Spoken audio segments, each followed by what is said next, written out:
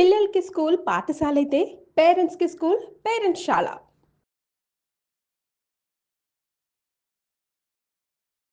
అమ్మ నమస్తే. నమస్తే అమ్మా. అమ్మ ప్రస్తుత కాలంలో మనం చూస్తుంటే హ్మ్. చెప్పుకోలేని రోగాలు. హ్మ్. ఓహ్! ఇలాంటి సమస్య కూడా ఒకటి ఉంటుందా? హ్మ్. అసలు మనం ఎవరికీ చూడలేదు. మనతోనే మొదలు అనేలాంటి సమస్యలు చూస్తా ఉన్నాం. అవునమ్మా. చిన్న లేదు, పెద్ద లేదమ్మా. హ్మ్. ప్రతి ఒక్కరికి రకరకాల ఆరోగ్య సమస్యలు హ్మ్. ఎందుకొస్తున్నాయో తెలియట్లేదు. హ్మ్. ఇంకా చెప్పాలంటే క్యాన్సర్‌లు. హ్మ్. వీటి సంఖ్య అయితే రోజు రోజుకి పెరిగిపోతా ఉంది. అయితే కొంతమంది స్పెషలిస్టులు, డాక్టర్స్ మాట్లాడినప్పుడు మనం వండుకునేది, మనం తినేది.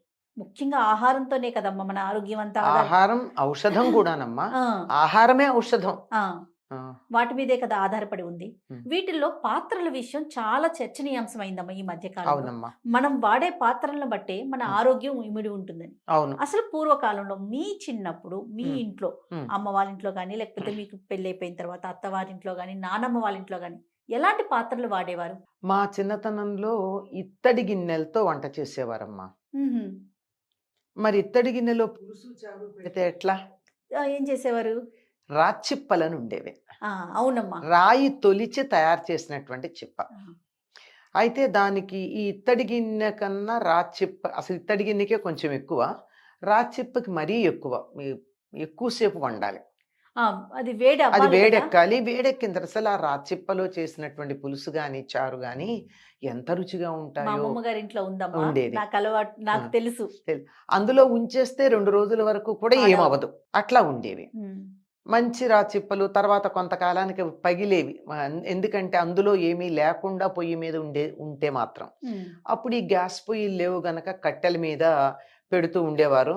అది నెమ్మదిగా అడుగున బొగ్గులు, పిడకలు వీటితో కాలి బాగా తయారవుతూ ఉండేది. ఓకే. మరి కూరలెక్కడ వేయించేవాళ్ళు? ఆ! అంటే ఇనప మూకుళ్ళు ఉండేవి. ఆహా! ఇనపవి. ఆహా! ఆ ఇనప మూకుళ్ళల్లో వేయించేసుకొని తీసేసేవారు. తీసేస్తే అది మనకి ఇబ్బందేముండదు. హ్మ్. మళ్ళీ తర్వా వేరే గిన్నెలో పెట్టుకునేవారమ్మా? గిన్నెల్లో అన్నా పెట్టేవారు. లేకపోతే అందులో ఉన్న వెంటనే ఏమవ్వదుగా ఇనప మూకుడు. అదేలే. ఇత్తడైతే కిలుము పడుతుంది గానీ, హ్మ్. ఇనుము వెంటనే పాడవదు. అవును. ఆ తర్వాత దానికి గాలి సోకినప్పుడు మాత్రమే తుప్పు తయారవుతుంది. హ్మ్. ఒకవేళ తుప్పు తయారయ్యినా పెద్ద ప్రమాదం ఏం గాదు. హ్మ్. ఇప్పుడున్నంత ప్రమాదం అస్సలు ప్రమాదం కాదు. అస్సలు కాదు. అట్లా ఉండేవి. తర్వాత రాతిప్పలు పోయినాయి.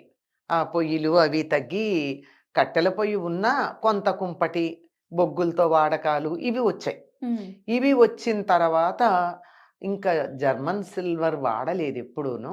ఇదే వాడేవాళ్ళు. Stainless steel. అప్పుడుండే స్టెయిన్‌లెస్ స్టీల్‌కి ఇప్పటికి తేడా ఉంది తెలుసా అమ్మా? అవునమ్మా? ఆ! ఆ! అది స్టెయిన్‌లెస్ స్టీల్ అంటే ఇంత మందంగా ఉండేది. చూడ్డానికి వెండిలాగా కనపడేంత బాగుండేది. ఇప్పుడు రాను రాను దాంట్లో కలిపేటటువంటి కాంబినేషన్స్‌లో తేడా వచ్చింది.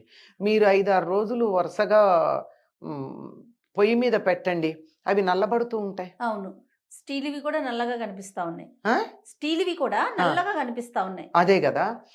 ఆ స్టీల్‌వి. మరి స్టెయిన్‌లెస్ స్టీల్ అని అప్పుడు మేము వాడే వాటిల్లో ఇంత థిక్‌గా ఎంతంటే మన ఇత్తడి గిన్నెలంత థిక్‌గా ఉండేవి. ఆ! హాయిగా ఉండేవి. హ్మ్. ఒకవేళ పెద్ద పెద్ద గిన్నెల్లో వండాలి వాటన్నింటికి ఏ పెళ్ళిళ్ళకో, వాటికో పెద్ద పెద్ద గిన్నెల్లో పులుసులు అవి వండాల్సొచ్చిందనుకోండి. హ్మ్. దానికి లోపల కళాయి వేసేవారు ఇత్తడి గిన్నెకి. ఆ! అవును. ఆ కళ కిలుమో ఏదో కళాయి, ఏంటంటారమ్మా? కళాయి. కళాయి అంటారా కళాయి దాన్ని? అంటారు. ఆహా! ఆ కళాయి వేయిస్తే దానివల్ల తొందరగా కిలిమెక్కేది కాదు. హుహు. ఇలా ఉండేది గానీ, ఇప్పుడు ఏమైందమ్మా, ఈ అల్యూమినియం. అల్యూమినియం వచ్చింది. అల్యూమినియం గూడా మొదట్లో ఈ కుక్కర్‌లు తయారైంది దేనికంటే, విమానం రెక్కలతో తయారయ్యాయి అని చెప్పేవాళ్ళు మాకు. హుహు. చాలా మంచిది. మంచిదే. కానీ, కుక్కర్‌లో నేరుగా వండుకున్నారనుకో మీరు, ఏమవుతుంది? ఆ అల్యూమినియం రియాక్ట్ అవుతుంది కదా! ఖచ్చితంగా. అల్యూమినియం లోపలికి వెళ్తుంది కదా! హ్మ్.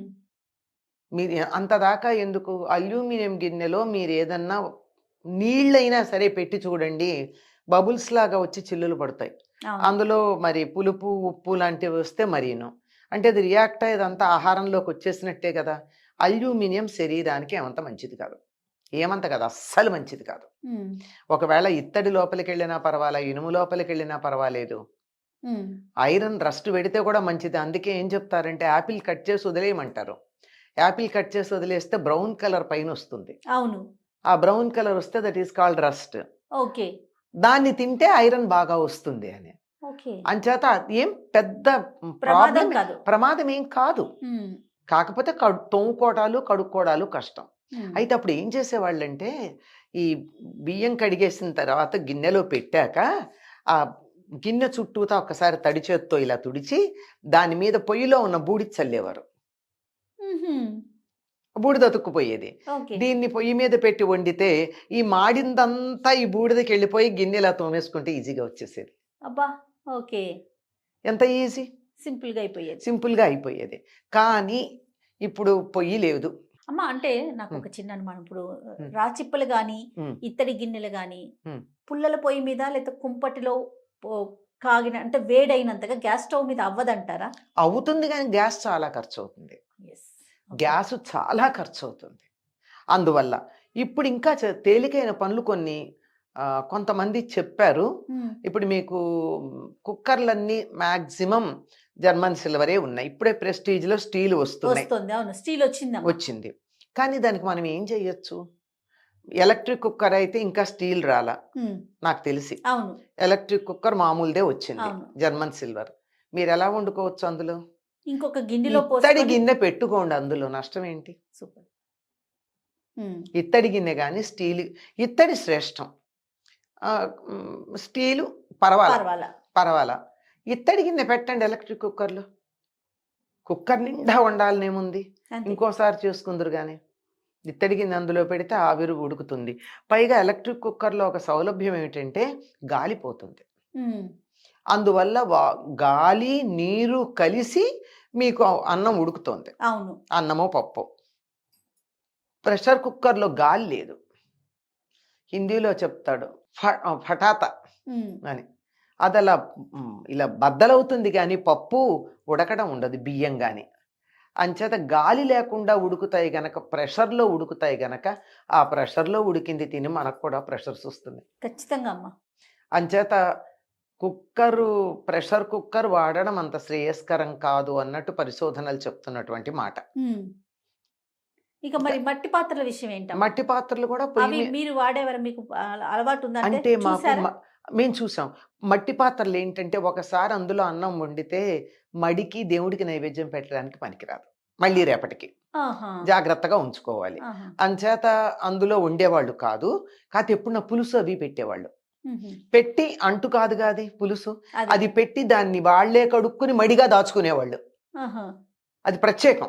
ఓకే. పాలకుండలన్నీ మట్టితోనే ఉంటాయి.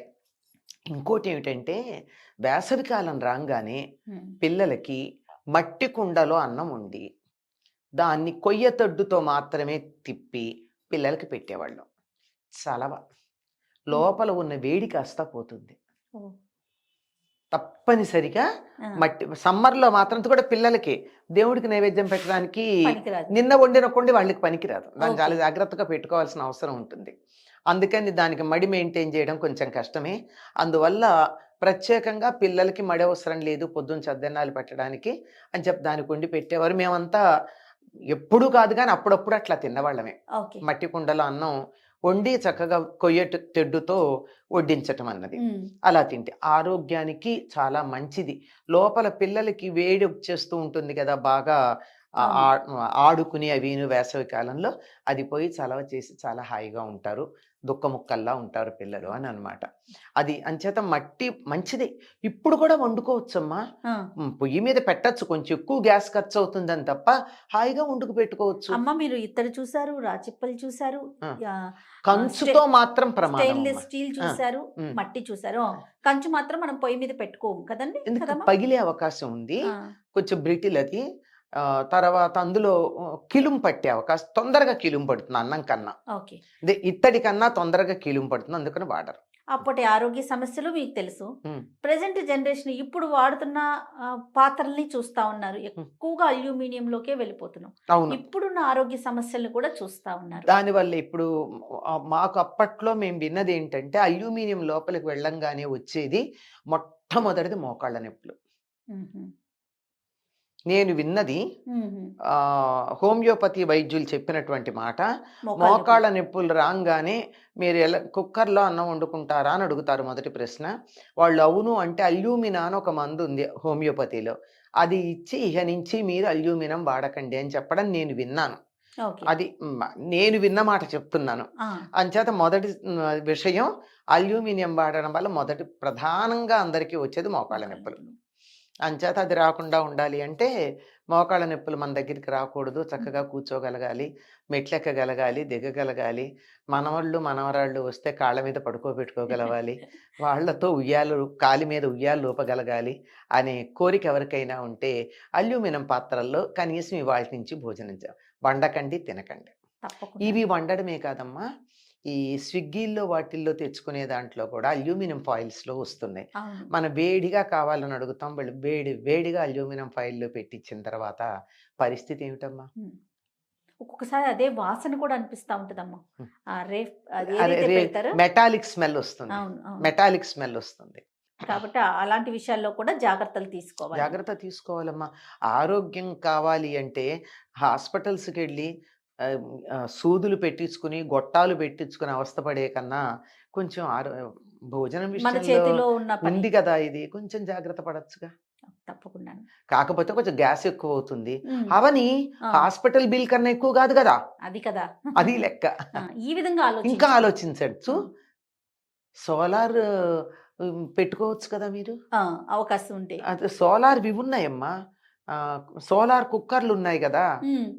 వానలు పడితే ఏమో ఎక్కువ వానలు పడితే చెప్పలేం కానీ, లేకపోతే మామూలు ఇలాంటి ఎండకు కూడా ఉంటుంది. తీసుకెళ్ళి బయట పెట్టేయండి, ఆ బియ్యమును ఆలుగడ్డలు పెట్టేస్తే ఒక గంటలో బ్రహ్మాండంగా ఉడుకుతాయి, మనం ఏ రకమైన ఇంధనం వాడకుండానే. Yes. ఖర్చు లేదు. ఇంకా చాలా కూరలు రకరకాలుగా వండుకోవచ్చు అందులో. ఆహా. దానికి తగిన పాత్రలు ఉన్నాయి. ఓకే. అసలు బుట్టలాగానే ఉంటుంది. అదైతే అల్యూమినియంలో చేసి ఉంటుంది. ఆహా. అదే వేడి రిఫ్లెక్ట్ అవ్వడానికి అదే అందులో పెట్టుకునే గిన్నెలు మనకి ఇష్టం మీరేం వచ్చినట్టు. వాడతారమ్మా ప్రెజెంట్? మీరు ఎలాంటి గిన్నెలు వాడుతున్నారు? నేను ప్రెసెంట్ అమ్మా అన్నం ఎలక్ట్రిక్ కుక్కర్లో వండుకోవడానికి ఇత్తడి గిన్నె పెట్టి దాంట్లో వండుకుంటాను అన్నం. ఆహా. కూరలు అవి? కూరలు అవి మాత్రం స్టెయిన్లెస్ స్టీల్ మూకుట్లో వేయిస్తా. ఈ ఇనపది ఉంది కానీ కొంచెం పాడయింది, కొత్తది కొనుక్కోవాలి. ఓకే. రొట్టెలు దోశలు వేయాలంటే ఇనప పెనం మీద వేస్తా. ఆహా. దోశలు చేసినా రొట్టెలు వేసినా ఇనప పెనాలు ఉన్నాయి, వాటి మీద చేస్తాను. ఉమ్. ఒక మూకుడే కొంచెం పాడైంది, అందుకని స్టెయిన్లెస్ స్టీల్ కాపర్ బాటమ్ ఉన్న స్టెయిన్లెస్ స్టీల్ ఉంది, ఓకే. దాంట్లో వాడతాను. సాధారణంగా ఈ టెఫ్లాన్ కోటెడ్ ఇవి వాడను నేను. ఇవి ఇవి కూడా డేంజర్ కదా. చాలా భయంకరం. టెఫ్లాన్ కోటెడ్ సిల్వర్ స్టన్ ఏదో ఉందమ్మా, అది యాక్చువల్గా అదొక రకమైన స్టోన్ తో తయారు చేసింది, అది వాడచ్చు. ఓకే. ఆప్షన్స్ ఉన్నాయమ్మా. మీరు అన్నట్లుగా మనం కొంచెం సెర్చ్ చేసి కాస్త దృష్టి పెడితే ₹1 కొనేటప్పుడు ఎక్కువ అయ్యి ఉండొచ్చు. కానీ అసలు విషయం ఏంటంటే కొత్తది వచ్చిందంటే మనం కొనేసుకోవాలనుకుంటాం, దాని మంచి చెడుల గురించి ఆలోచించట్లా. అవును. ఒక్కసారి అది కూడా మనము ఆలోచిద్దాము, దీనివల్ల మేలా హాని అని ఆలోచించి అప్పుడు తీసుకుందాము. అయినా అంత తొందరగా షిఫ్ట్ అయిపోవాల్సిన అవసరం ఏముంది? ఉమ్. మనకి పురాతనంగా వస్తా ఉన్నాయి కదా ఉమ్. మనకి, ఉమ్. వాటిల్లోకి వెళ్తే చాలా మంచిది అంటారు. అది కూడా చెప్తారు, నెమ్మదిగా ఉడికినటువంటి దానికి ఉండే ఆహారపు విలువ హడావుడిగా ఉడికిన దానికి ఉండదు. అవును. 6 నెలల పంటగా వరి తిన్నంత కాలం ఎక్కువ కాలం బతికాము, 3 నెలల పంటలు వేయడం మొదలెట్టాక ఆయుర్దాయం తగ్గుతోంది. అంతే ఏదైనా. దేనికదే. అంతే. అదే రైట్ అమ్మా. తగిన జాగ్రత్తలు తీసుకోవటం చాలా అవసరం. చాలా అవసరం అమ్మా. నమస్తే. నమస్తే.